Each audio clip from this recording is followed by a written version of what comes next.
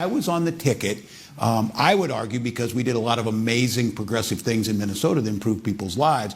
But I also was on the ticket, quite honestly, because I could code talk to white guys watching football, fixing their truck, doing that I could put them at ease. I was the permission structure to say, look, you can do this and vote for this.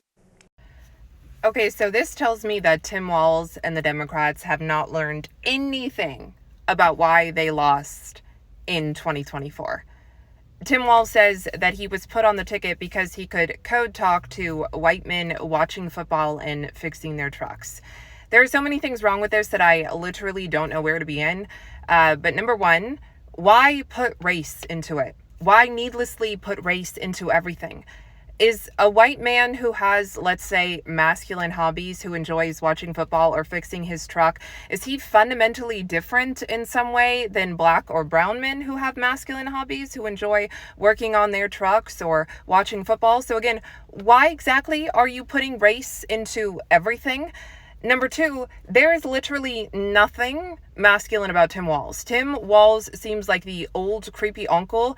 He seems like the guy who smells bad and who gives you hugs when they're not wanted. Okay, there's nothing masculine about this man. I guess if you compare him to his running mate, to Kamala Harris, yeah, he oozes masculinity. But in any other context, he doesn't. So if you really thought that you were doing something clever, reaching out to the masculine people in America by putting Tim Walz on the ticket, you really pooped the bed, okay? Number three, this is just more neoliberal, cultural Marxist garbage. It is a reference to this idea of code switching, which is when you speak differently around different environments and different groups of people. And neoliberals have this idea that Black Americans have to code switch in daily life just to survive because it's a white supremacist country and white people are so fragile and blah, blah, blah, blah, blah. It is literally just neoliberal, cultural Marxist garbage. It is identity politics. It is pathetic. Last thing I will say is it's patronizing. Americans are smarter than this. We're not this stupid. It is condescending. Instead of acting like white men who like to watch football and fix their trucks are fundamentally different in some way and need to be handheld and coddled and made to feel comfortable because, oh my God, they're all bros and rednecks and they could never vote for a woman, let alone a brown woman. So we've got to bring in the coach. We got to bring in the coach to talk to these fragile men who like to watch football and work on their trucks because they just need their hand held into this progressive new era. Instead of acting like that, how about you talk to people like Americans? How about you actually speak to their concerns? How about that?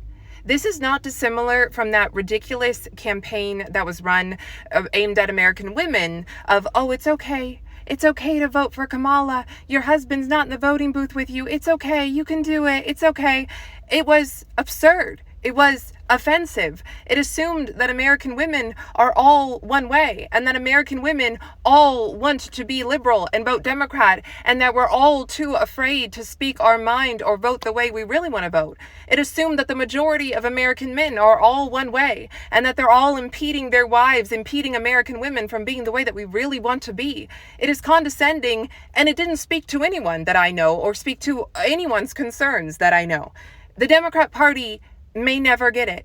They have to leave identity politics behind and speak to Americans. White men who like to play football and work on their cars are not fundamentally different from black or brown men who like to do those things, or from every other American, whether they like to do those things or not. And that's what the Democrats fail to get.